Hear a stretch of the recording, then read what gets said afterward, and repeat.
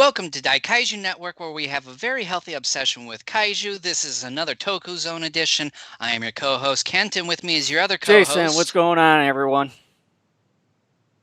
So I apologize for anybody who is trying to watch this live via our, and you might as well just bring this up, Jason, as I'm talking about it, via our many video services here. When you have young children and your wife is not around and one of them poops their pants, yeah, it holds you back quite a bit. So that's why we are late today. I had a diaper to change, but we are here and we're going to continue covering Johnny Sacco and his flying robot. We're going to be doing episodes 17 through 20, so another batch of four. In fact, the last batch of four as we head into the final stretch here. I still find it funny. I actually, when I went to bed last night, I was thinking about this. And I was actually chuckling to myself. I remember when we were starting this up, and I said, "Well, for about 8 months, we're going to be busy with Johnny Sacco," and it's actually turning out to be half that amount of time. So by the time we get done with Johnny Sacco, it'll be the first part of December, and so yeah, we'll be getting ready to head into the new year. And anybody who has been with us for a little while knows we tend to try to have some sort of big year-end episode where it's usually the biggest and longest episode of the year, where it's basically a smorgasbord of just kaiju tokusatsu discussion.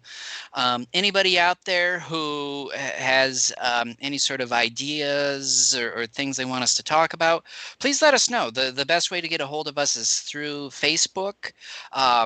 Post on our page there, or even send us a message. For whatever reason, I don't get notifications when we get messages for our page on Facebook. I don't know why, but I wouldn't know yeah, either. like that we don't really even check our email that often. But that's really the best place to get a hold of us is via Facebook. So if you have anything you want us to talk about or whatever, any ideas, feel free to let us know. Here in the coming weeks, we're going to start preparing for that, and otherwise, Jason and I will kind of go about doing our own things in terms of bringing up certain Mhm. topics. But yeah, here we are. We're coming down to the final stretch. After this episode, we have Yep. six Six more. the final six episodes to discuss for this TV series. A TV series that it seems like we just started discussing, but we've been going at it. By the end of this month, it will have been 4 months, and it's just hard to believe Doesn't even where the seem time like it. has gone. I mean, 2020's been a dumpster fire, and it just seems like these last 8 months have just it feels like only 2 or 3 months have gone by and not eight. It's just been um, a really crazy year, to say the least. Hopefully, everyone is staying safe and healthy. So, hmm Jason, do you have any news or anything like that before we head in? Yeah, just before we get into the news and everything, I just want to bring up the the podcast and streaming networks once again here before we dive in. As far as our audio podcast networks, we're on Apple Podcasts, Google Podcasts, iHeartRadio, Spotify, and TuneIn. And on our streaming live networks, it's YouTube, Twitch, Facebook Live, Periscope, and D Live. And you can also, as Kent has described, you can follow us at some of our social media networks, as you can see on the screen there. Just search for Daikaiju Network.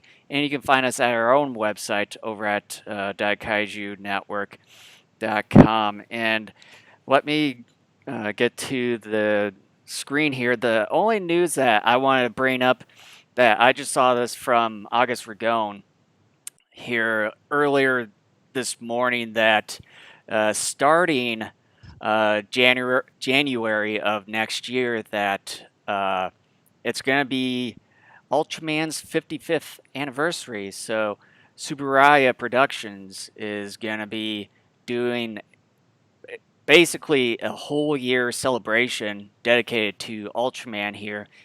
And as you can see here off to the left of uh, the browser window here, this is the official 55th anniversary logo here. And and then let's just read a little bit of what we got here. Subaru Productions has announced the Ultraman 55th anniversary project, revealing a logo with the six Ultra Brothers alongside it. 2021 will be the 55th anniversary of Ultraman, and to celebrate, Subaraya has unveiled the Ultraman 55th anniversary project.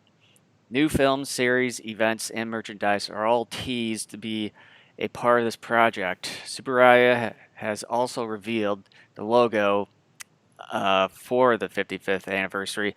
This logo features the six Ultra Brothers: Ultraman, Jack, Leo, Ace, Ultra 7, and Taro. More information will come as the project proceeds, which will be posted on the official website for the 55th anniversary. And so we got, obviously, I think later this month is going to be as you can see here, the Ultraman Galaxy conspiracy special is going to be on YouTube here within the next couple of weeks here. So there's going to be quite a few big things coming up, especially within the next year. So I don't know if you have anything else to add on that, Kent. Um, Really, for really a year now, it definitely has been very Ultraman. Especially here in the States. Mill Creek has been releasing all those Blu-rays of the various series, and even some of the films that come with attached some of those series as well. It's been a very good 12, 13 months at least for Ultraman, at least here in the States. mhm. And then, of course, too, Subaraya doing Ultraman Z via YouTube, even for those of us in the States. I mean, I don't know what it exactly has been like in Japan other than the Ultraman Z being available. But, here in the States, like I said, we've had a lot of Blu-rays come out in the last 12, 13 or so months. And, it's been fun. Ultraman is something that I enjoy. I don't necessarily like every iteration. I tend to like more of the earlier Ultraman stuff than I do some of the more recent stuff.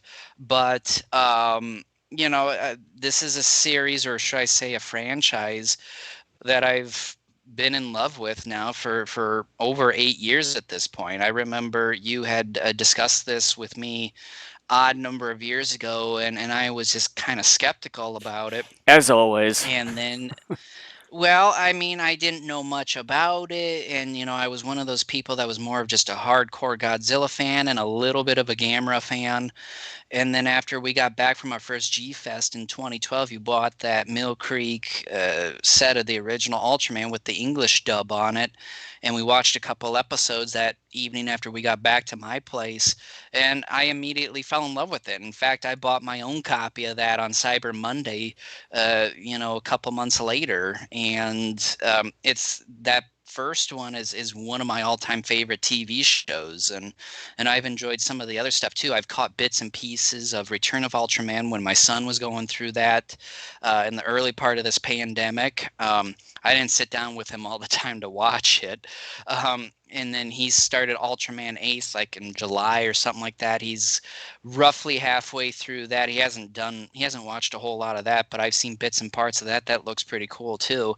And I tried, what was it, last December, I tried watching the movies to Ultraman, Geet, and Orb, and then I quickly realized I probably needed to watch the series of those first, because I think those movies were produced after Oh those yeah, series definitely. were produced. So, and I've been wanting to check out, like one of the things I've been thinking about checking out um, this winter um, is, I don't, oh, Oh, see if I the can new bring up my version of window. the Ultra Q.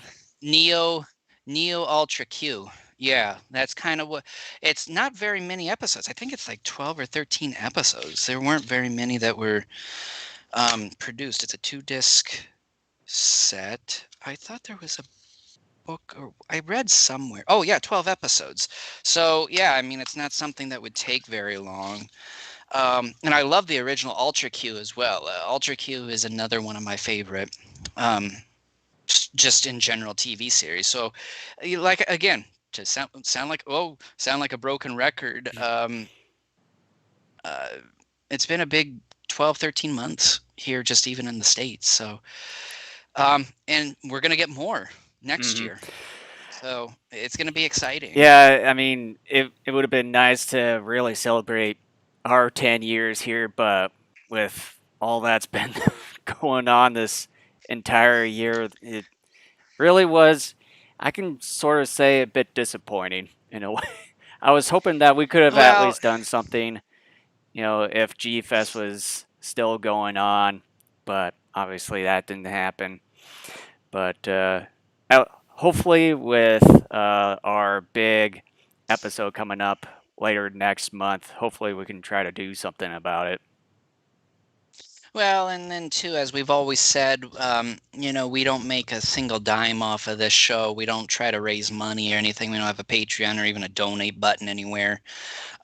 This is more of a fan project, and unfortunately, we've talked about before trying to get more guests on, and we just haven't done it. And a lot of it's just been because we both have been so busy in our lives. And again, this year in particular has just been even more strange and frustrating and stressful.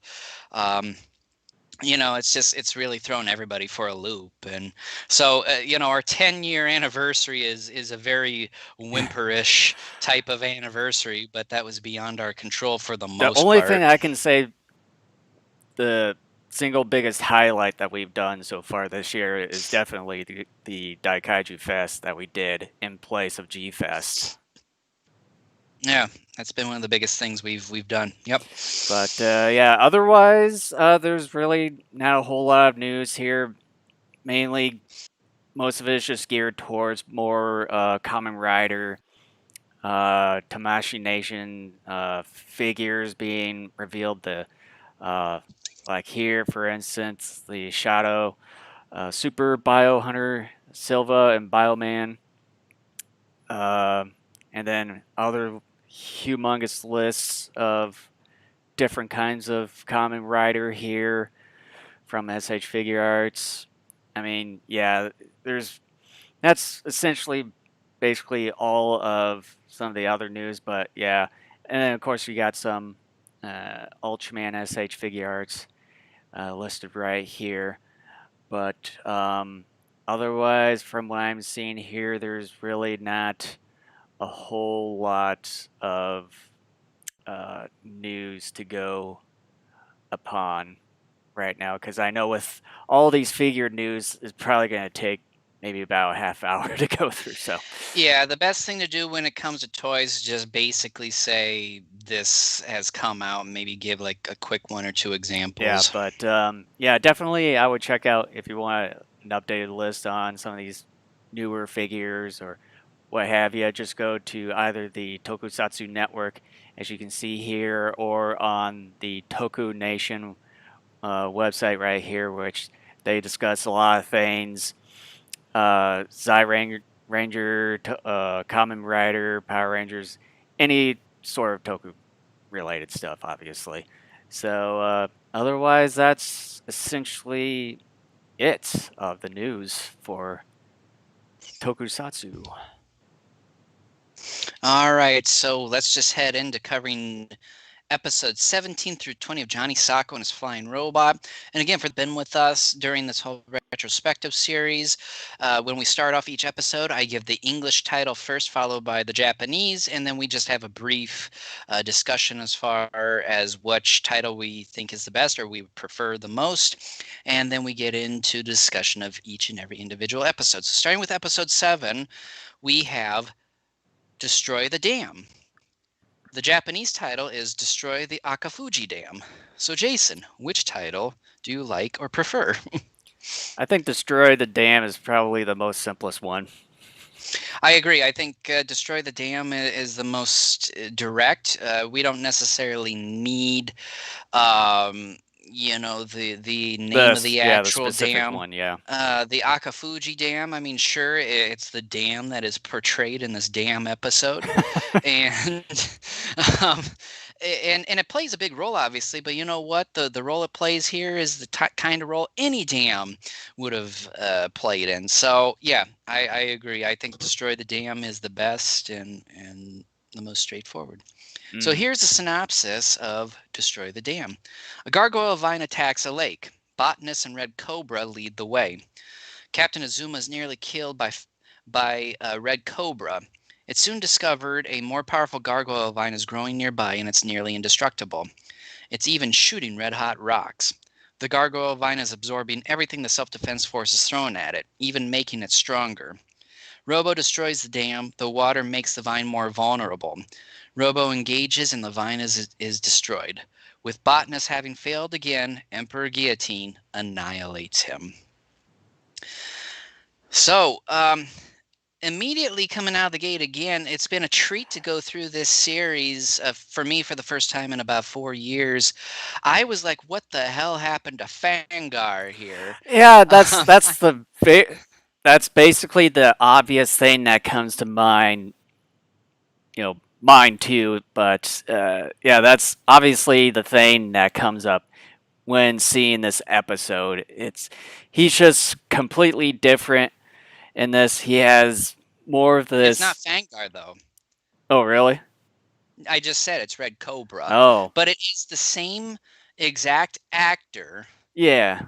basic with the exact same uniform minus the teeth and with a little extra paint and like a cobra type of deal on his arm. I thought it was Vanguard because I wrote it down because it was, yeah, it just, to me, it felt like, It's not um, clear. I had to look it up. yeah, because when I was watching the episode, that it felt to me that was there something in this episode that, or behind the scenes, where someone just completely screwed up the appearance of Fangar, even though it's the same guy wearing the same outfit and everything, but the only obvious difference here is his signature teeth is missing, and then the paint or the decoration or whatever it is on his forehead, and also the uh,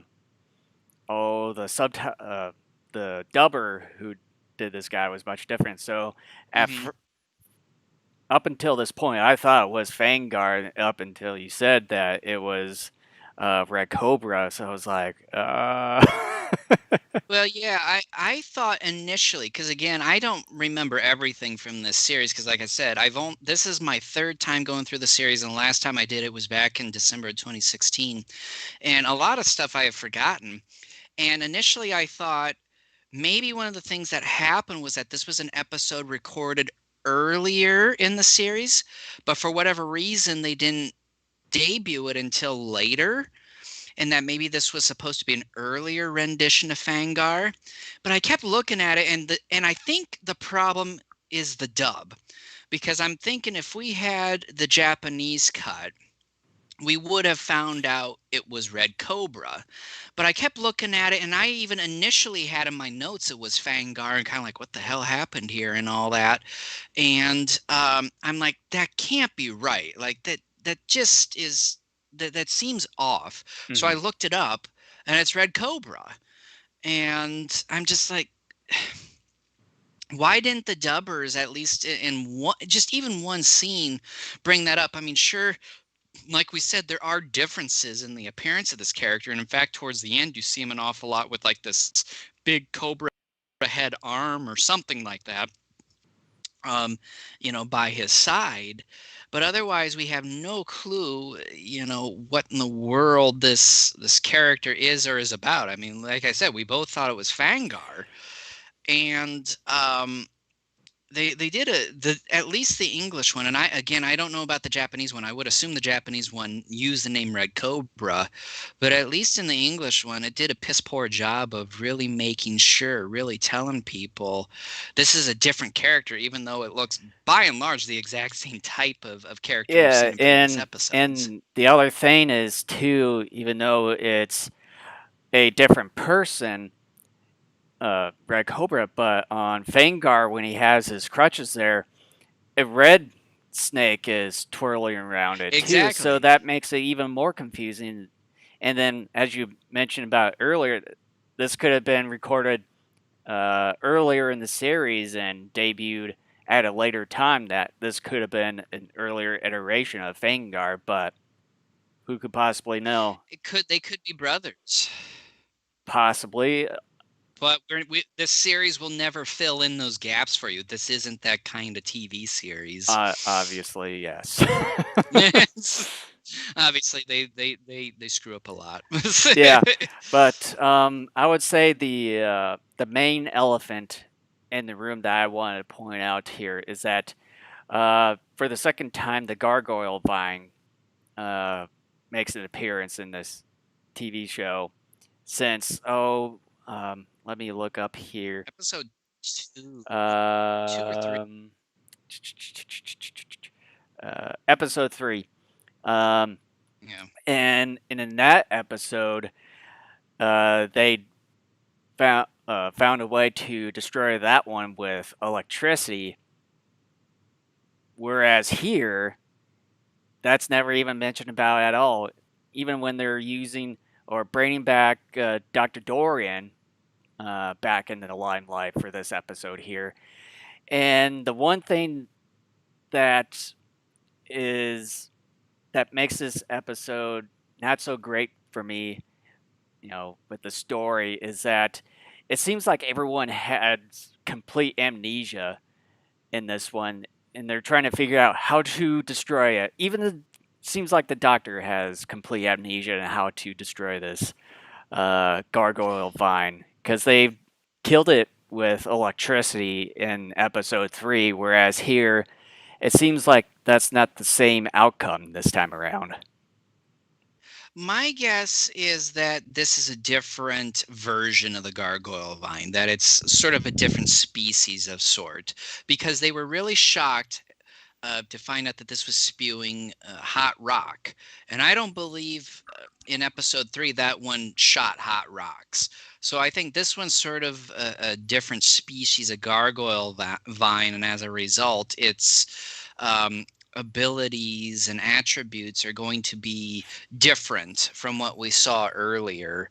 Um, yeah, and again, I kind of want to let everyone know, and we've discussed this maybe a couple times already as we've gone through this series, that it may sound like at times we are pretty harsh on this series, but again, don't get us wrong. We both really enjoy this series, but we feel like as a podcast, something that's out there in the public for consumption to everybody that wants to listen to it, um, we feel like we have an obligation or a duty to try to be as objective as possible, because especially for people who have not seen some of these TV shows and movies that we are covering, um, we want to try to give everyone as clear and as honest of a picture to the best of our ability.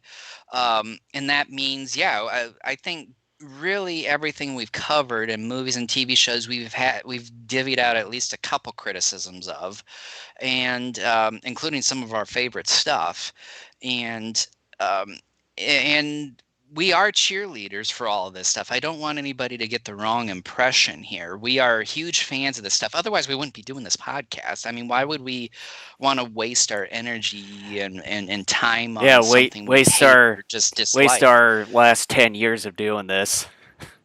Well, yeah. Well, and anybody who has really strongly disliked or hated something, and you devote even a little bit of time to that, you find yourself really exhausted, and you find your mental chemistry is way off. Like you find yourself more angry and ticked off at everything, and you find yourself um, exhausted, you find yourself depressed more, like you don't enjoy a lot of things in life if you spend a lot of time hating or disliking something. And so we are cheerleaders. We're not like some other podcasts where everything is rosy, and there's nothing necessarily wrong with that. But we feel like, again, it's our duty to try to be honest, to try to do the best we can to be honest about the pros and the cons of everything we cover here. And in fact, um, And I'll even do it with this episode. And I've done it with a number of episodes up to this point in the series, where even some episodes where I thought there were some big plot holes or issues within the story, I've given some pretty good scores to, if not even some perfect scores in some cases. So we're fans. We just feel like it's our obligation to try to be as objective as we possibly can. And this is an episode where I think it's one of the rare moments in this series where you and I think, are on exact opposite ends as far as what we think of a particular episode. We've been more or less close, if not on the same page, for most of these episodes as we've covered this series. This one, I think we're about as far apart as we have been up to this point, despite the fact that, yeah, I have an issue with the whole Red Cobra thing, and that I think may have more to do with the dubbing, in terms of how the English dubbers just may not have, for whatever reason, decided to use the name Red Cobra, even though I'm almost positive the Japanese one did. Uh, that is my biggest pet Hmm. peeve, or Well, issue with this if episode. if Um, anyone has any additional information on this part, if it is indeed on the Japanese version his name Red Cobra, you can just put it in the description down below, either on YouTube or Twitch, whichever platform that you're watching our video on, or if it's original. or even contact us via social Yeah, media. yeah. Either Just in if the original Japanese version really says that this guy is indeed Red Cobra or Fangard, let us know. Yeah, because the one that was officially released here in the States by Shout Factory, it just has the English dub. Hmm. It's what was broadcasted here in the States back in the, I think You early know, I'm 70s, late 60s, early I'm actually 70s. sort of hoping that with Arrow being an up and coming provider of tokusatsu and kaiju uh, films and everything, I certainly hope that uh, they sometime down the road pick up Johnny Sacco and hopefully remaster it and hopefully find some sort of original versions of this TV show. I don't know if they do TV series or not. I've never really dove into their oeuvre as far as what they provide. I would say if anybody here in the States were to pick it up again, it would be Mill Creek. Um, my only qualm with Mill Creek is, anybody, again, who has listened long enough for about the last 12 months knows I hate how they go about the coloring of their subtitles. Um, I don't like white subtitles because I think they're incredibly difficult to read, and I've bitched and moaned about that over the last 12 months on here. That is my only issue with Mill Creek, and that's been my biggest issue with them, with all this Ultraman stuff that they brought out, is just the color the subtitles makes it almost impossible, I think, to read at certain points. But I would be more than happy that if they picked up this series and we're able to get the original Japanese and subtitle. But we're off on a tangent here. Um, I want to get back to this here. I got a real Ultraman vibe off of this particular episode, the original Ultraman vibe, because I really thought some of the miniature work, some of the camera shots, and in some cases how the story was held or told, it reminded me of some of those episodes from the first Ultraman series. So for me, I thought that was really good because, again, that's one, if not my most favorite Ultraman series of all time. And I love the miniature work. I think as the series has progressed, the miniature work has not only gotten better, but gradually, very slowly become more numerous as well. Um, I really I really dig this episode. I understand some of the qualms you have. I'm willing to overlook that because in my mind this is just a different like species of gargoyle line. So that's kind of how I do it. But again, like I said, my biggest issue is the whole thing with Red Cobra, and at least how the English dub. To my knowledge, I don't recall them ever using the Well, name.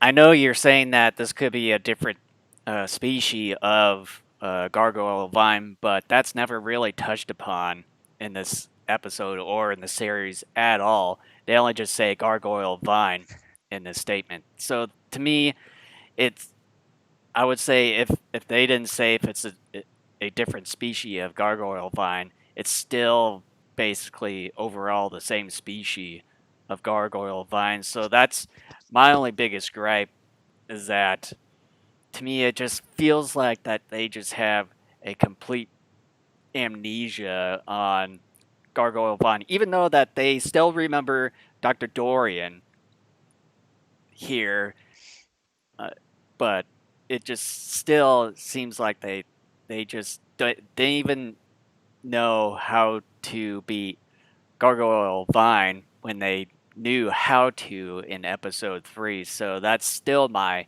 one of my other biggest gripes about this episode is that the story. Well, yeah, and I understand where you're coming from, but if we were to also use your logic for that, then we would have to assume, at least again with the in particular the English dub of this series, we would have to assume then that Red Cobra is Fangar, because at least in the English dub, the name isn't brought up of Red Cobra.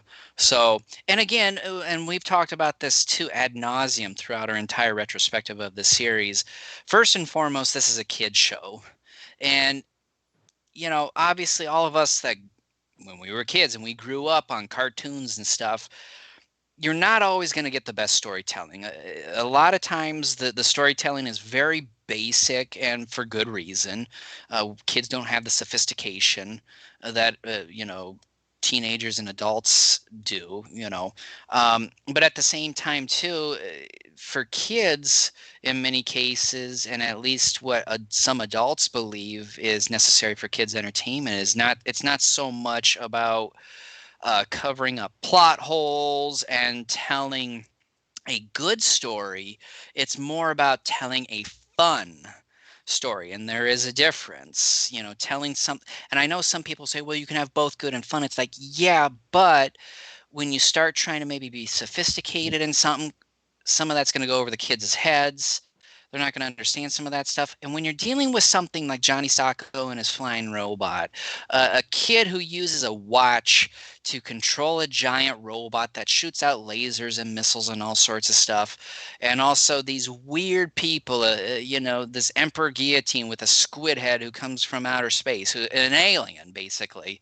Dr. Botanist, also an alien. Fangar, this peg-legged, buck-tooth, high forehead, jail suit wearing, red cloaked Hamburglar looking dude. Frankenstein's type of I mean, this is a Nuck and Futz series. I mean, the point of this series isn't to make sense. It's to have fun. And that's why I love this series so much. Is that, yeah, are there issues with it? Oh, absolutely. Like, if you really want to get serious about how good is the storytelling, and you want to talk plot holes, and you want to talk about motives, and all this other stuff, this is a mess of a series. No doubt about that. I mean, I will be the first to tell you this is a mess of a series if you're trying to look at this seriously. But that's not what you're supposed to do. This is a series where you turn your brain off. And I know as adults, it's kind of harder for us to do because our brains are more sophisticated. And also, we've spent more years watching, I guess, higher-falutin films that are considered uh, to possess good storytelling. And so, in a way, we become jaded and sort of quote unquote poisoned by that sort of storytelling. So when we come back and watch something like this, or even a cartoon series that we watched when we were younger and enjoyed, we're going to be like, what in the world? Why did I watch this? This is a mess of a series or mess of a film or whatever. And so I understand exactly what you're saying. But at the same time, too, it's just like you're not going to get those explanations here in a series like this, as far as whether or not they're going to come out and say this is different. I think in some cases you have to sort of, um, excuse me, the carbonated water. Um, you sort of have to just assume or play along with it, or maybe it's inferred. You just sort of have to sometimes even use your own imagination. Well, agree to disagree. So, on that note, I wanted to also discuss the other elephant in the room, Dr. Botnus being killed off. Mhm. Here, I thought I knew the. I I Oh, go I ahead. did not expect him to be killed off sort of this early, even though we're in the second half, or should I say, towards the middle part of the second half here. That Mm. it's just for me, if it was up to me of what person or commander to be killed off in this, probably it would have been Harlequin because we still have Here we yet go again. Strap yourselves in, folks. we still have yet to have another episode since oh gosh I forget what last episode he was in, but yes, Maybe been 2 podcasts ago. yeah, to me I think this would have at least been a good opportunity for Harlequin to have been in this one. Well, And I would say we could have replaced Fangar with Botnus and still could have kept him in up until probably towards the end of the series here. But yeah, it's it was sort of sad for me to see Botnus finally go off like that. yeah, I mean, I was disappointed too, and I knew his time was coming to an end. I didn't think it was going to be this soon. I thought we were Yeah. looking at between episodes like 20, 23 or something like that, in which we were going to see his demise. Um, but my question though is, what happened to Red Cobra? Yeah. Or that well, we've had some of the other commanders and some of them, went off and all that. Also, where is Harlequin too? Well, yeah, and I mean, and I'm not 100% certain because again, the last time I saw this series was 4 years ago. I'm semi positive we are not going to see Red Cobra again. Oh yeah, definitely not. I'm almost positive Especially of that. I with mean, we got 6 more episodes to cover, and spoiler alert: Red Cobra is not in any of the remaining episodes that we cover in this podcast. But it just like I don't remember. I first of all, I've forgotten about him entirely, and I don't recall seeing him again between episodes 21 through well, and then 26. and after this episode, we the rest of the shows that we're going to be discussing about, all of them have Fangar in it. So Yeah. that also leads to me is like, was this Red Cobra guy an earlier iteration of Fangar? But we've already discussed all that stuff earlier, so not Yeah, going to it retouch it. just but the thing is that, and spoiler alert, cover your ears. I'm gonna say something big. At the end Or of the mute. series, Emperor Guillotine is destroyed. So, and one of the things I thought about too, like even if we don't get a conclusion to Red Cobra and Harlequin's character, I'm almost positive Harlequin comes back, but I don't think Red Cobra does. But let's just say, for sake of argument, neither one of them comes back again. With Emperor Guillotine destroyed, are Harlequin and Red Cobra, big baddies at that point? They're baddies, but they're probably not as big anymore because they don't have Emperor Guillotine to help them out, and they don't have the resources that he brought along. Does it matter that we see their demise? Technically, yes. But again, dealing with a series like this, no, not really. Because again, like I said, when you think about it, if we don't see him again, and when Guillotine is destroyed, those guys are not going to be anywhere near as powerful as they once were. No, nope, nope. But yeah, in the other episodes, it seems like Fangar is more trusted as time progresses. He's great. I like him. I mean, we've Yeah, said that many times. Fangar's great. definitely. So with that, do we want to dive into final thoughts and a rating? Yes. All right, I'll go first here. Okay. An episode I had completely forgotten about. We are treated to a fun story that reminds me of some of the earlier Ultraman episodes and how its filmed and story comes together. I had forgotten about Red Cobra and think having the same actor and the character dressed the same way as Fangar makes it very confusing for a while. This is my biggest complaint of the episode. Otherwise, it's really fun. 9 out of 10. So for me, episode 17, um, with just the confusion of is it really Red Cobra or is it Fangar? Because, as we discussed earlier, this dude has the same garment, sort of almost the same appearance, minus the teeth and no decoration on his forehead here, and then of course the different dubbing, but it's the same dude in the same garment, and also it has the same peg leg and everything, but no crutches and so on and so forth. And then the other thing to me too is just more or less the story of this episode, where although it could be a different gargoyle vine, but with it being a kid show, they don't specifically say if it is or not. So to me, it's still the same thing, same species, and it just feels like just complete amnesia here. It's just the one thing that we just are in total opposite opinions on this one. But to me, uh, it's still a good episode, but the story on this one, it just feels like someone just completely forgot when they were bringing back Gargoyle Vine from episode 3, and they just completely forgot of how to defeat this creature uh, here. But nevertheless, it's sort of a bit disappointing to see Dr. Botnus go sort of this early, even though we're getting close to the second, or in the middle of the second half of the series. But otherwise, I'm still giving this episode 7 out of 10, even with uh, great uh, miniatures, practical effects, but just story could have been more improved and not so amnesiac in a way. All right.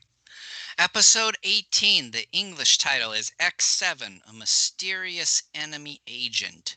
The Japanese title is Mysterious Secret Agent X7. Jason, which one do you prefer? What was the Japanese version again? Mysterious Secret Agent X7. I think I'd probably go with that one. I go with the English one, and I'll say this, and I'll Hmm. explain. Using the words mysterious secret is redundant. They could have just said Secret Agent X7 or Mysterious Agent X7, and it would have meant the same thing. They didn't need the one extra word in there. Because if you're mysterious, it will obviously be a secret.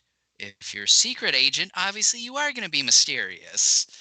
So I like the English title better because it's more to a point. X7, you got the name of the agent, a mysterious enemy agent. So that to me is more to the point without any redundancy. Well, it sort of also seems a bit redundant too when you have mysterious enemy agent. It Mm, should have been more like X7, the mysterious agent. but then you are going to be like, okay, well, where is this agent on? Is he on Unicorn's side or is he on Gargoyle's side? Saying Could a be. mysterious enemy agent says, basically a mysterious or secretive agent that is an enemy. You may never know. But the episode tells me. Well, the episode should F off. Well, let me tell you something here. Don't be so redundant. All right, I love love let's love. get with the story plot. All right, the story plot. You talk. Jeez. A new metal, YZ, is discovered, and it's found to be more powerful than uranium. The scientists who discovered it are taken captive by Gargoyle using a new iron claw. Their new agent X7 is responsible.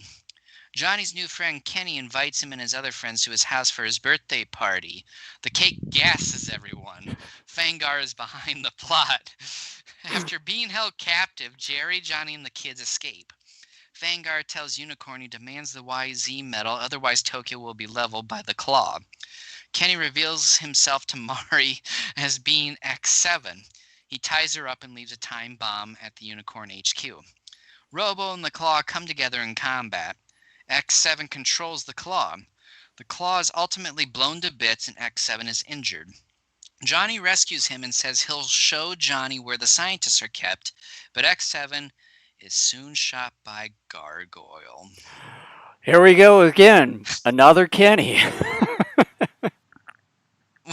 And I do, out of my memories of this series, this is one of the episodes, or at least a section of the episode is something I've always remembered about this, because I always remembered that birthday party. I remembered Johnny being around with other kids and a cake and something bad happening. Um, and that may tell you something. This is in some ways a goofy episode, but at the same time, it's sort of a dark episode. And especially towards the end, it takes a darker turn.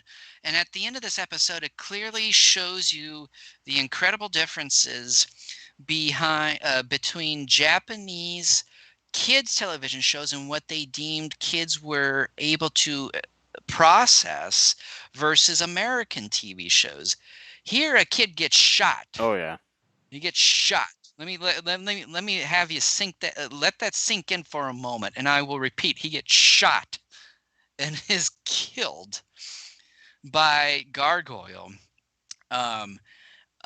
Here in this particular episode, and that is something that I had forgotten about, and I found to be very shocking, because again, been a long time since I've seen the series. Plus, I'm trying to open up my eyes more and review this more objectively than I have in the past.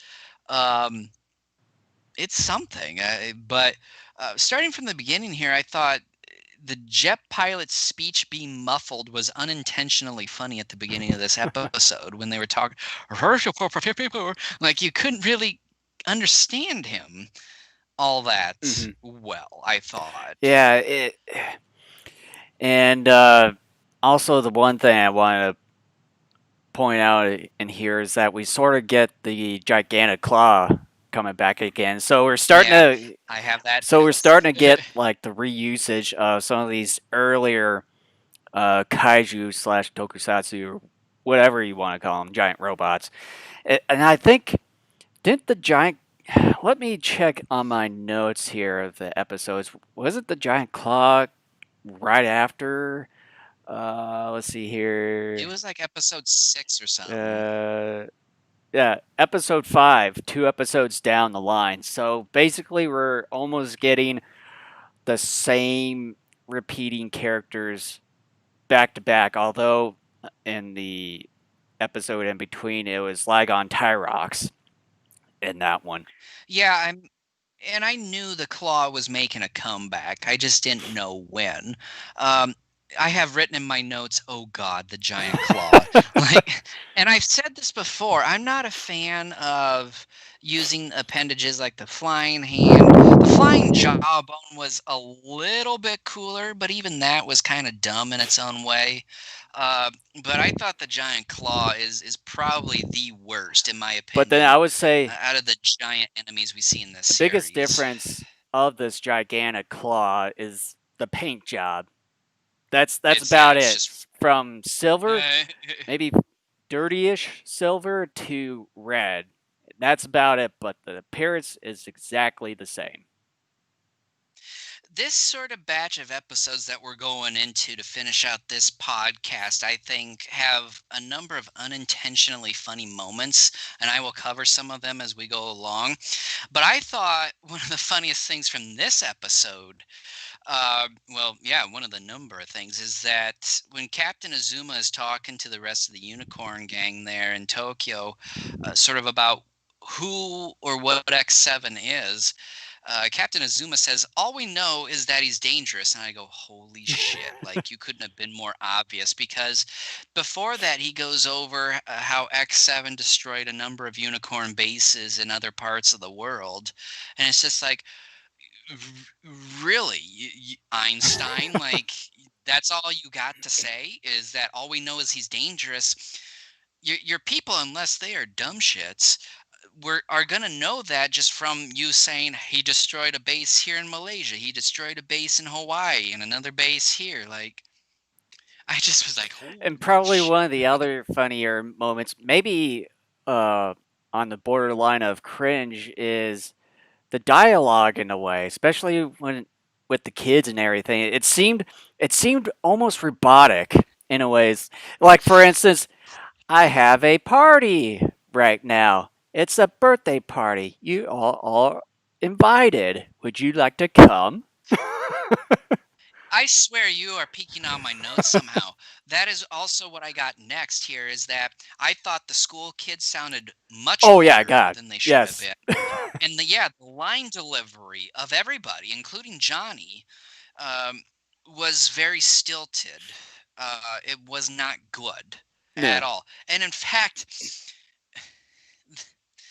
I kind of want to skip to the end just a little bit here. Um,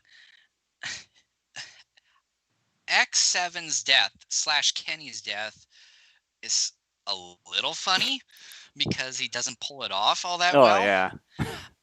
And another thing I thought was really ridiculous and pathetic was Johnny's reasoning for saving Kenny. Do you remember what his reasoning for saving Kenny was? Because he's his friend. Very close, because he's his classmate. Close enough. Almost the same thing. Close. But classmates. So basically, even if maybe they were friends but in different classes, would Johnny have been like, pardon my language, fuck you, die? Like, would he have done that?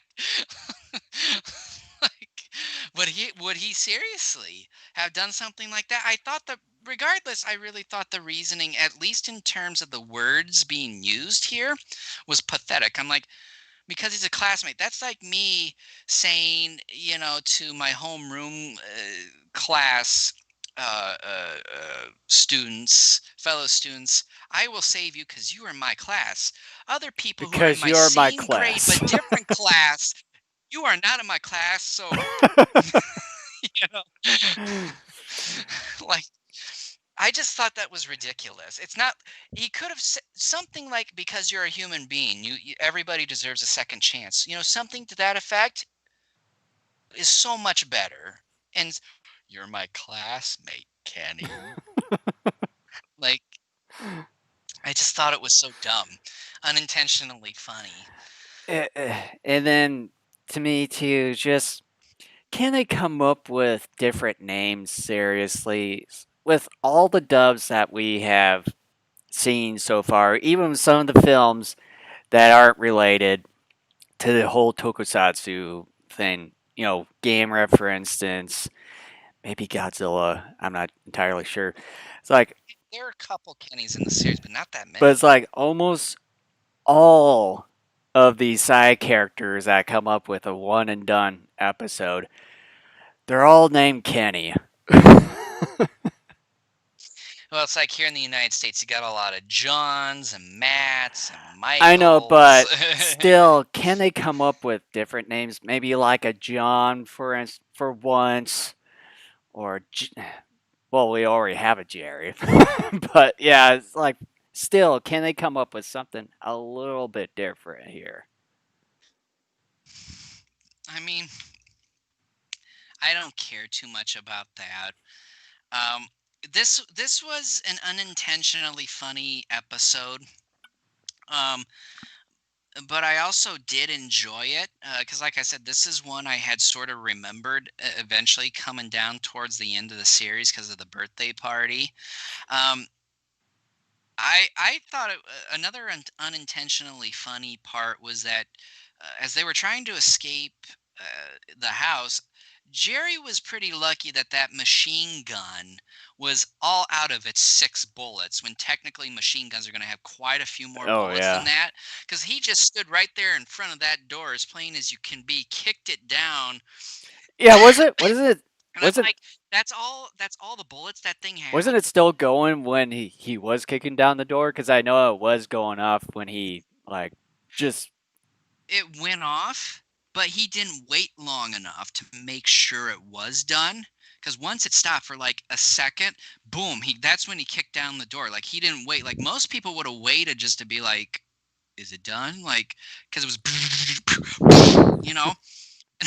And my sick bastard mind, one of my favorite things to do in my free time is, when I watch TV shows and movies, is to think of dumb, stupid, yet hilarious ways people just sort of will act in my own demented mind. Yep. And I just thought it would have been funny if he just stood there, kicked open the door, and then, like a recording of Fangar goes, "Ha, gotcha," and then fired more bullets and shot him. And there's this dramatic slow mo of Jerry going, "Ah." Like, gotcha, bitch. Like, that's just kind of what I do sometimes in my spare time when I watch this stuff. Not just this Johnny Sacco stuff, but anything. Yep, But I can attest yeah, to that one. it's just really, it was kind of meh. But here's the thing. Um, I did love, once again, the miniature work here. I believe those effects have increased in quality again, just even and number again as we continue through this series. I really did enjoy, despite the fact I hate the Iron Claw. I hate that type of enemy. I really thought, again, the miniature work here is fantastic, in that it was a lot of fun Hmm. to see Robo and Claw fight. It was a lot better than what we saw in episode 5, I thought.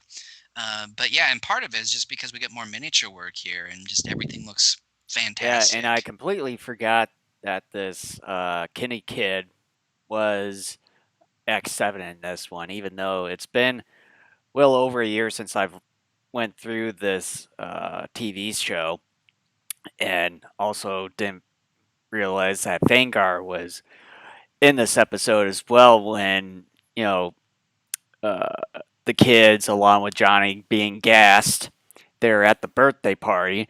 That the dude, which I thought was X7, who was part of that whole birthday party, but no, towards the end there, it was indeed Kenny there, which I sort of forgot about that. Starting the episode, I didn't know who X7 was, but immediately when Kenny came onto the scene, I knew instinctively, I'm like, that is X7, because I'm just like, it's Johnny Sacco. It's a series about a little boy, and it's got to be a little boy. It's going to be his counterpart. So I knew immediately when Kenny came onto the scene that that was Hmm. X7. I had totally forgot that he would get shot. Yeah, But and yeah, then even though that Vanguard was a part of this episode here, it just seems like he wasn't really a whole intricate part of what was going on in this episode at all. It just seems like it he really, wasn't quite utilized very well in it. he wasn't. His whole arc is very incomplete in this episode. More or less, what you get, or sort of what you take away from this episode, is that he was more involved in the capturing of Johnny and Jerry more than anything else. Um, and that's really about it. And basically saying, you know, we have the scientists give us this new metal, otherwise, the scientists are going to get killed. But yeah, otherwise, yeah, it seemed like everything was X7s, Hmm. which is kind of interesting considering this 7, 8 year old kid is behind. The more deep, he's more dark and violent than Yeah, I Vanguard would in like this to know episode. how in the heck like a 7 or 8 year old kid just have so much angst and finding his own way into a criminal organization, being this smart and basically outsmarting everyone, even all these unicorn uh, bases around the world. First and foremost, he was trained by Gargoyle slash Emperor Guillotine, so that's part of it. Another thing is, and we've talked about this many times throughout the series. I might even talk about it in the next couple episodes. Do you realize how incompetent and inept Unicorn actually Yes, is? very. So, Still. a person could walk in with a bunch of weapons on their person. They'd be like, come right on in. We don't know who you are, but come right on in. So, you know, I mean, that's just how incompetent this whole organization is. And they're supposed to be kind of secretive, but yeah, so special and so, um, powerful that they just are a bunch of numbnuts. And so it just, and we've talked about this before, and like I said, I think I'm going to talk about it again in a couple of episodes here. But I mean, look, despite some of the ridiculousness of this episode, that was unintentionally funny, and I laughed at it, and that to me is enjoyable. It's not like I laughed at it in that it's terrible. It was that it was so bad that it's good type of laughter. Hmm. And I do enjoy this episode by and large, even though it is very stupid in some moments and really something that, um, in terms of quality, in terms by how the story is told and how everything's handled, it is technically on the lower end of the series, but it's so bad that it's good too. Yeah, definitely. Can't go wrong with All it. right, you want to give your final thoughts and a rating? Yeah, as far as this episode goes, I'd say the story of this one is much better this time around, and obviously we get Fangar back in this, and then of course throughout the entire episodes that we're going to be discussing here. But he's not really much of a intricate part of this episode, except for being the integral part of capturing uh, Johnny, Jerry, and some of the kids that were part of this quote unquote party. But yeah, and as far as the X7 agent, sort of forgot about who it was up until towards the end there. But sort of in my gut, it told me that it was this kid, Kenny. But yeah, it's a more well thought out episode, even though with some of the goofiness, as always, in this TV show. Uh, but of course, the practical uh, effects, along with some of the miniatures, are really good. But I gotta give it a little notch on the gigantic claw in this one. It would have been much better if they would have brought in a different enemy for a giant robo to fight. So with episode 18, X7, a mysterious enemy agent, I would give this one a 8 out of 10. An episode that really delivers on miniatures and action, this one is entertaining despite another Iron Claw.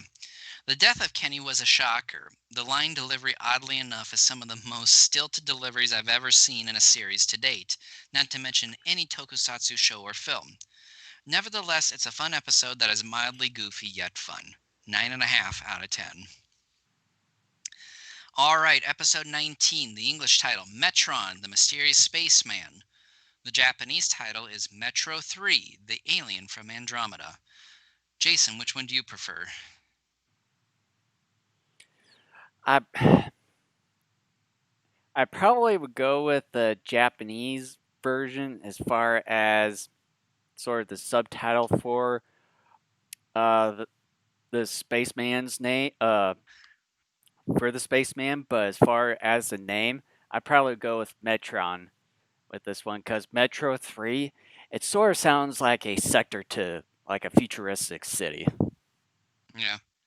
I prefer the Japanese one because it is uh, a more nicely worded title. The English ones, if you've been sort of keeping track, tends to use the word mysterious an awful lot, including the previous episode we just got done covering. That one, though, I thought was better handled, but now I'm getting tired of seeing the word mysterious Well, as in a lot of the English well as titles. I was stating that, um, yeah, as far as that goes, but with the name of the dude, I think Metron just sounds much more better. Metron is a better character name, yeah, but I like overall more of the Japanese title than the English one. So here's the synopsis for the episode. A flying saucer lands outside of Tokyo. Two hunters go inside and find Metron. He knocks them out. Johnny and Jerry check out the craft. Azuma wants them to bring Metron back to HQ. Metron proves to be working with Gargoyle. He freezes Azuma, Jerry, and Johnny, then sends out Torazan. Metron's third eye is shot, unfreezing everyone. Robo battles Torazan while Johnny confronts Metron on his craft. Robo disassembles Torazan piece by piece before blowing it up. Johnny escapes the saucer, and due to gunshots on the console, the saucer blows up with Metron and the hunters and all those other people inside. So mass murder, in a sense, was committed. Not Johnny's fault technically, but Yeah. um, so I want to get this off my. I want to get this out of the gate right away because I think it's going to set up for another really goofy episode to discuss here. And one of my favorites of this entire block that we're covering here is I loved it when Azuma called Jerry a moron. And he's right because Jerry will later show how gullible he is. I loved it. He just turns to Jerry, moron. I loved it. Like, that's one of the best lines in this entire series. It, and then, so with this episode, we get another recycled villain as far as Torozon goes. And I told you it was coming Yeah, back. like not too far down the line, obviously, but with Metron, I think it's a really good one-off character in a way. It would have been nice if he was sort of one of the recycled ones, along with Fangar, Botanist, so on and so forth. But yeah, so that didn't happen. Uh, the other thing I wanted to point out is that towards the end on this, when Marie, along with the rest of the Unicorn Gang, come in to save Johnny, Jerry, and Azuma, that when she shoots Metron's third eye and stuff, you thought you would have been dead right on the spot, but luckily, That probably would have gone through his brain, too, well, maybe. somehow he still survived because with probably the cavity of the third eye and everything is, I mean, it's directly where the brain is. You you think he would have been dead on the spot there, but no. Metron is an interesting villain. I do kind of like the English Yeah. dub line delivery of this character. I really thought, though, too, his I forget the term used, but his way of sort of luring people into a ship and basically making it seem like he crash landed by accident on the planet, and his way of quote unquote thanking people was to deliver them these capsules, which he says are like meals, but instead they're capsules that freeze people. Mm-hmm. Maybe even kills them. I don't know, but it seems to me like they freeze him because he Well, has this room that off to the side where he puts not only these. it freezes them, but it also turns their skin green. Whereas if he Mhm. freezes them directly with his third eye, their skin doesn't turn green. Yeah, and I really thought, in terms of just overall, um, just sort of a personality and an MO, Metron was unique. However, I will say this: his makeup effects and all that are pretty bad. Yeah, you can obviously The see the the side part where it's supposed to be attached to his skin. It was obviously coming off, or yeah. Yeah, the attachment they used for the side and back of his head, along with his ears and the remainder of his head, you can easily tell almost looks like some sort of biker helmet was Mm-hmm. used to put this thing together. Um, it's pretty darn shoddy, which is unfortunate. But again, given the fact that this is from Toei at a time in which Toei wasn't necessarily as well known like Toho for great effects, and the fact too we've seen numerous times throughout this series, and we've commented on it periodically, that the effects work is not going to be the best, and it's a TV series, so maybe the timetable for putting episodes together was incredibly short too. But this one I really thought was especially bad. To me, it was just it was jarring because I didn't look at it as part of his head. I looked at it as a Yeah. helmet he was actually wearing because it was so obvious that that's what it was, and it just yeah, I was not sold that it was actually part of Yeah, his and, head. and some of those white outlines that sort of separated like the blue areas of his supposed Sections. of his head. But then we get to like his cheekbone, facial area, it's more or less not defined the way it is on this head of his, even It's on parts of painted. the side there where it should have been part of it, or just not have some of those cracks in the middle, making it obviously a helmet or attachment, whichever. But yeah, it's just painted on there and doesn't have any real defined areas where the rest of the head is. Yeah, it's just shoddy. I give them an A for trying, because it is a unique design, but the way they executed it is just Yeah, awful.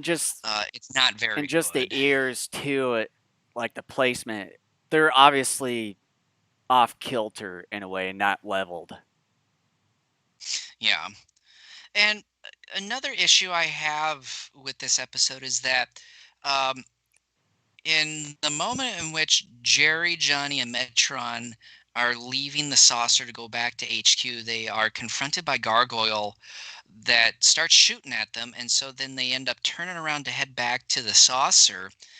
And immediately we get we cut from them running back to the saucer and then Gargoyle appearing to have cornered them. And I thought that that jump was jarring because it seemed like maybe some footage was cut. I don't know if it was cut for the English version or if it was cut across the board, because you see them running and you don't see the actual saucer in the picture. We just see them running, and then immediately we are right back in the saucer looking over the gargoyle member's shoulders as it appears that they have cornered our three heroes minus Metron. Um, so it was jarring because there was no bridge footage to get us from running back to the saucer to them being The cornered the in that other moment. jarring part was that when the gargoyle game was attacking the spaceship and trying to take it over, was that once they defeated the other access of the unicorn people there, Mm. that it just all of a sudden fade to black and then sort of faded back in, but it was still the same thing. Yeah, it's Yeah. weird. And again, like I was saying in the last discussion of the previous episode, I said I'm going to bring up unicorn incompetence, and it is here. They show major incompetence. How did they not know Metron wasn't following them back to the radar room initially after they showed him The Robo? Because he immediately comes back, you would think, with somebody like that who is considered a special guest, but you don't know everything about him, that you would look over your shoulder or something. the only person in that entire base there that didn't have a good feeling about it, it was always Marie. Even like in some of the previous episodes where they had these people that turned out to be bad guys, even uh, the sea captain, which turned out to be Harlequin in this, she didn't have a Hmm. good feeling about it. So here we go again with Marie not having a good feeling about Metron, which obviously later on in the episode that was the case. Another unintentionally funny moment was just before Metron's saucer is about to blow up. I thought his death scream was Yeah, pretty funny. it's Well, that and then uh, when they went to this empty stadium where he turns against uh, Johnny, Jerry, and Azuma, that he has this howl that just sounded so weird, like the dubbing. It was weird, yeah. Excuse me, but yeah, it just sounded like a really injured animal. That was just It like was just weird. got I would have loved to have seen him make that sound with that his just mouth. that just got stranded and just injured in a way. It just sounded so cringy. Well, yeah, and Azuma said something to the effect of, "Oh, he's been captured or he's hurt," and I'm like, that sounds like a dead Yeah, animal. Like that doesn't sound anything humanoid. yeah, It just, it was just, it was unintentionally funny again. yeah. But I think and as far as Fangar goes, I think we've only seen him maybe just a short part of this episode, if I can remember. But he wasn't really base. I don't think he was in this episode. I could have sworn that he was just a small midget, smidgen of it, A small midget. small smidgen of it. But yeah, otherwise he just wasn't really part of it, obviously at all. But yeah, I can't really remember at all. But yeah, otherwise it's a very strange episode in a way. Uh, as far as Metron goes, it's a pretty good uh, one episode character, uh, but with his appearance, they had a good effort in it, but the execution of it was just poor in a way. Just the appearance, trying to, yeah. Obviously, if you get around to seeing this episode here, you'll definitely know why. Yeah. Do you want to give your final thought and rating? Yeah, the my final thoughts on this. It's a pretty good story for this episode. The Metron character I really like, but just the appearance slash execution is just really poor, as we've mentioned. Um, yeah, it's and then the incompetence again. Need not say anymore. Yeah, it's and then the um, miniatures, and then some of the blue screen stuff. Although some of the blue screen stuff isn't quite as great, you can definitely tell what is and It isn't gets worse next real. Yeah, episode. and but otherwise, it's still a pretty good episode. I would give it a 8 out of 10 for this one. Yeah, we didn't talk really about the Robo Torazon fight. I want to say before I dive into my Oh yeah. final thoughts, that was a really good fight. It was really fun. A lot of miniatures got destroyed, and the destruction of Torazon piece by piece, followed by the ultimate explosion, was really cool. It was done very well, and that was fun to watch. I will say that. It seemed So my final well thoughts and before rating. you do that. It felt like that Giant Robo had a tougher time facing off against Torozon in this one here. Really, I thought it seemed more even. I thought a few episodes back when they fought Torozon was stronger, whereas this time they were more even. If not, maybe Robo was even better. Maybe a little bit. Yeah. But anyway, my final thoughts are this. Episodes putting unicorns' incompetence front and center tend to be episodes I find to be the most frustrating. Again, for such a top secret, highly distinguished organization, they sure can fuck things up royally and nearly have the Earth collapse as a result of their incompetence. It doesn't help either that Metron's makeup and headgear are terrible.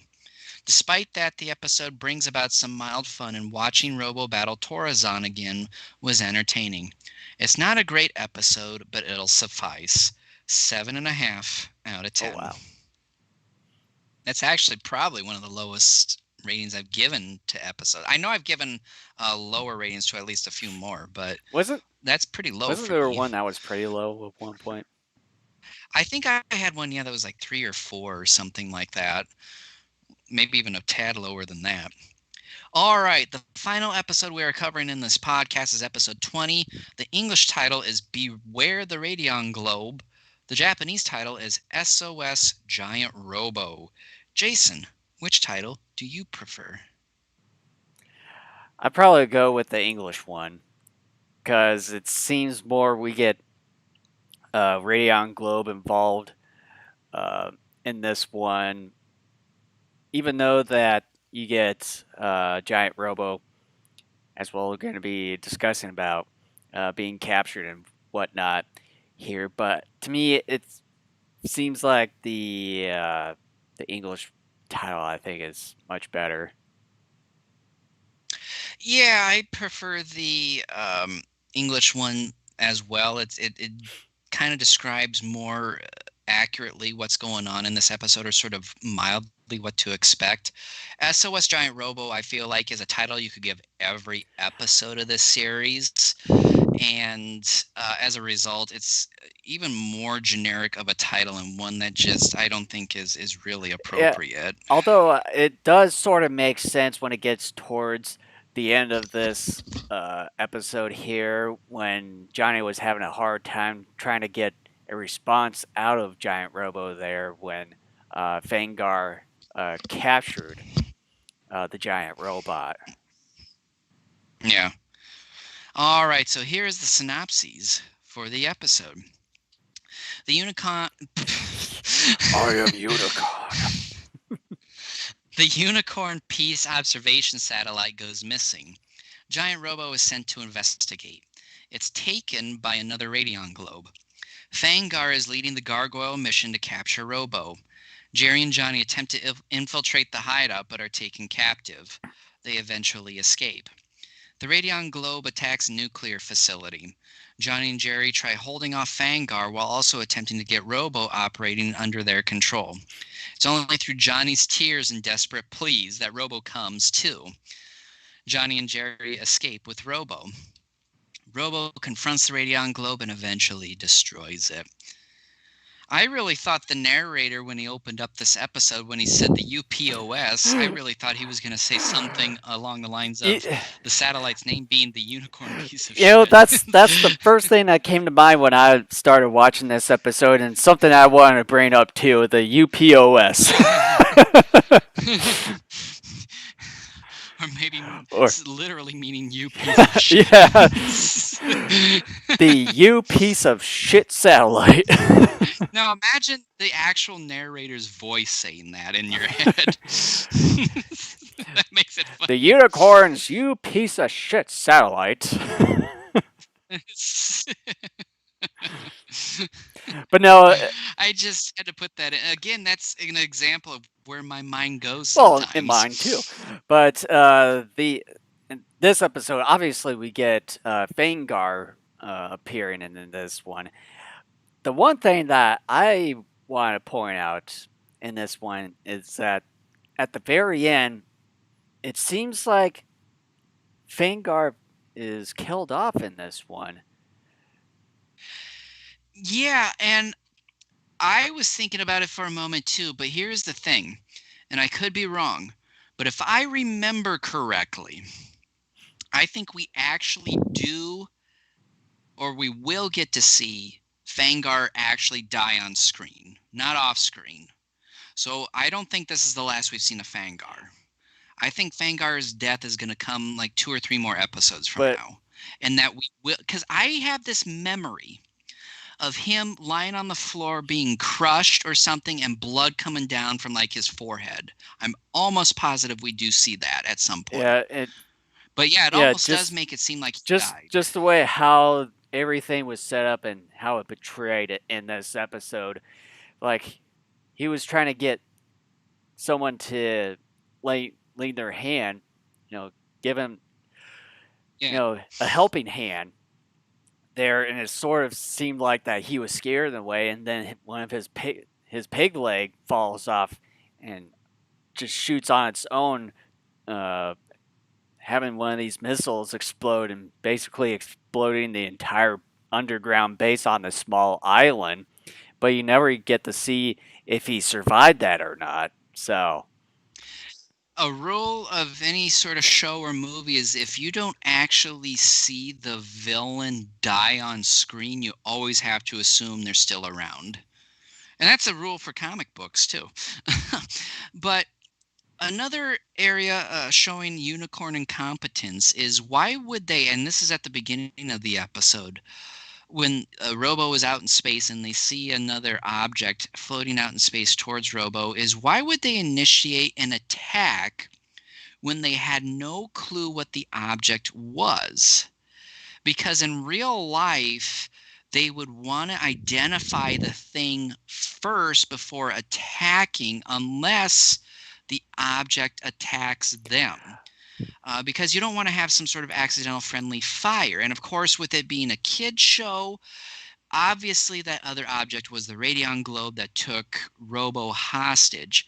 But in real life, if something like that were to have come up, you don't just see something else and immediately think, oh, that's an enemy, fire. Like, they spent 0 seconds, not even half a second, trying to figure out if it was something unless good, if it like an destroyed ally. their you piece of shit satellite. Yeah, maybe it could have been their satellite and they would have blown up their satellite. Considering how incompetent Unicorn is shown to be at times, I wouldn't have put it past them to be that stupid. Yeah, but also that they should have identified this red colored comet, which turns out to be the Radion globe. That, hey, they could have had that type of discussion. Hey, what is this? Let's identify it. If it's an enemy or not, uh, just go and attack it. But yet they, for some reason, yes, their incompetence gets in the way, destroys their UPOS satellite, and then they attack it from then on. And then obviously Yeah. unveiling the Radion globe. Yeah, and again for the fourth consecutive episode, we have a former giant kaiju slash robot villain return. Again, very much like the giant claw I saw, and I knew Radion Glow was returning too. I do remember that returning. It seems like the And last few podcasts that we had, there is a certain theme. In this one here, we get the rehash villain theme. and what ticks me off, and again, like I've said before, and I've even said it a couple times this podcast, is I'm tired of the more boring villains coming back. The Mm-hmm. giant claw, giant hand that I think is just dumb. Why not bring back the I forgot the kaiju's name, but it looked sort of like a dinosaur of sorts. It was from like a handful of episodes ago. Why not bring that back? You had so many other cooler villains for Robo to fight that you could have brought back instead of the giant claw and this Gargoyle Radion Vine. globe. I thought Torozon was cool, and I thought Gargoyle Vine's cool because those are more unique, original type of giant villains. But something that's like a ball, we saw something similar to that in the original Ultraman series. A giant claw, like I said, anything that's like giant bugs or giant appendages like a hand or a jaw, I think are uninspired and dull as shit. Um, I just I hate it when they bring those types of villains back. I will say, however, though, too, unlike Radion Globe's initial appearance a number of episodes back, I think Radion Globe comes off better here. I thought Torozon's minimal in the last episode compared to his first. I thought the battle was better. But here too, I think they do a better job of presenting Radion Globe as being a stronger villain and opponent. But still, just the idea of a villain like this, I think, is dull. Mm-hmm. Yeah, I would completely agree with you on this one.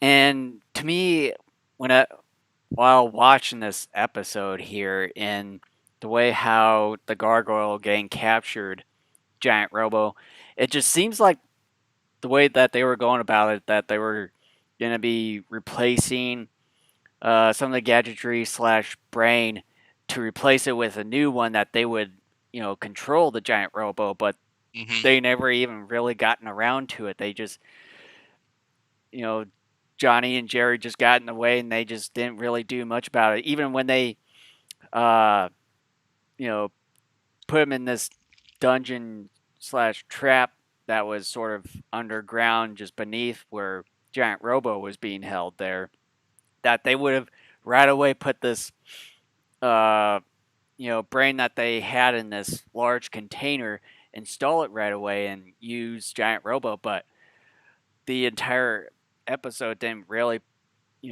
progress all the way up to that point, which to me, I think it would have been great if they would have done a two-part episode of this entire thing, but it just never really happened. And it would have been really great. And to me, I think that's probably one of the downsides on their part. Whoever wrote the story for this episode, that they could have done a two-parter for it. Well, and instead we get sort of a hilarious moment where Fangar tries to break some of the wires Yeah. inside Robo, and instead he gets shocked for a moment. So you get a little bit of a funny moment there.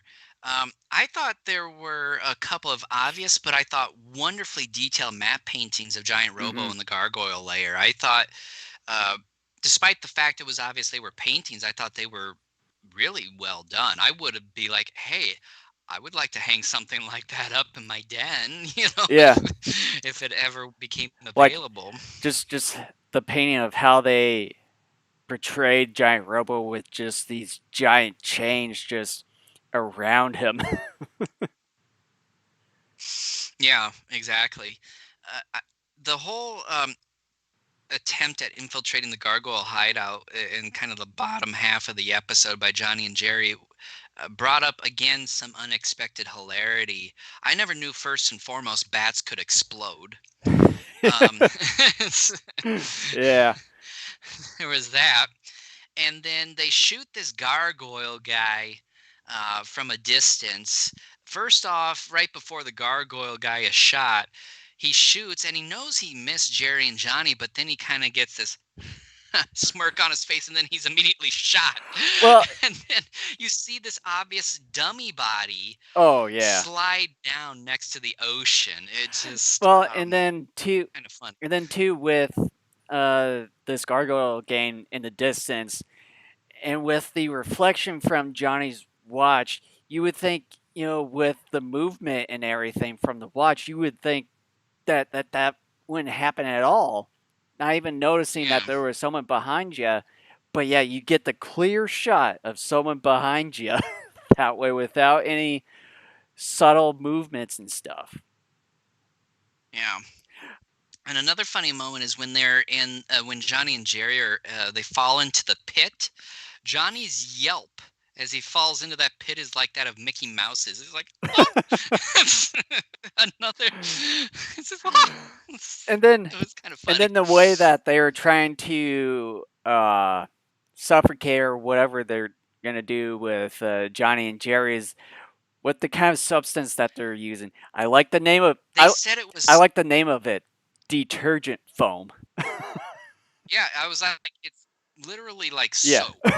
Like, it's just this is one of the dumbest things Fangar's ever done, and it might be the dumbest thing he's ever done.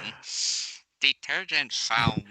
Just And then also with this small island that they're on, I wonder if it's the same island that they are reusing from a few episodes ago. Because it it seems very like, well could be. yeah, because it seems like it, it had the same red brick sort of demolished layout compared to the other one. I wouldn't be shocked if they recycled that location again. Hmm. Um, there is an unfortunate moment though, and I had brought this up to you a bit earlier when we were talking about another episode. Is that there is this moment when the Radion Globe is trying to attack the nuclear facility, and some self-defense force soldiers have smoke blown in their face, but the nuclear facility map painting behind them proves to be just that, as the smoke doesn't cover that part of the shot. Because you see these self-defense soldiers stand in front of the facility, but the facility's a map painting. Smoke comes in their face, but because of how the shot's put together, the smoke disappears immediately behind them because the map painting is there. And So the smoke doesn't go over the entire shot like it should. I never even noticed that, It's but obvious. It's plain as day. Seriously, like go back and fast forward to that. It's plain as day. yeah, I wouldn't be a bit surprised if that was the case. You don't want to know what else is funny? What? From behind, Fangar looks like he's wearing a red dress. Yeah. Because you get a couple of shots from above of Fangar trying to escape, and the back part of Like his the little cape thing. outfit is Yeah. red with a bit of a cloak, and it looks like he's wearing a red Yeah. dress. But yeah, to me overall, I think it's a really good episode. Really good map painting. I mean, I'm sort of going into the final thoughts on this one here, Might as well. as well as some of the miniature work and the settings. For this, to me, it just felt like an overall good episode, minus the rehashing of the giant villain in this one again, Radion Globe here. But otherwise, Great miniatures. yeah, otherwise, to me, it's a really good episode. And this one, I would give Beware the Radion Globe a 9 out of 10. Another episode that brings multiple moments of unintentional hilarity. Despite an uninspired villain in the Radion Globe returning, there is a lot to enjoy here. Fangar always makes an episode a couple of points better, and some of the map paintings here are beautifully done. A couple of moments arise when effects work doesn't execute properly, but it's nothing that harms the story. In fact, we've come to expect this from the show by now. A fun but pretty flawed episode, 8 out of 10. Oh wow! I thought your rating was going to be about the same as mine. It's fairly close. It's not as big as, that first episode that we covered here. And with that, we are done covering 20 episodes of Johnny Sacco and his flying robot. We are nearing the end. Hard to believe. As of right now, Jason, do you want to do the next episode on the 28th? Let's see. Let me just double check on my calendar here, and that. Yeah, that's just the day after Black Friday there. Yeah, sure.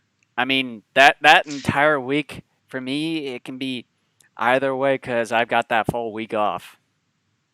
Okay. Then let's talk about that in the next couple of days. And so forget it.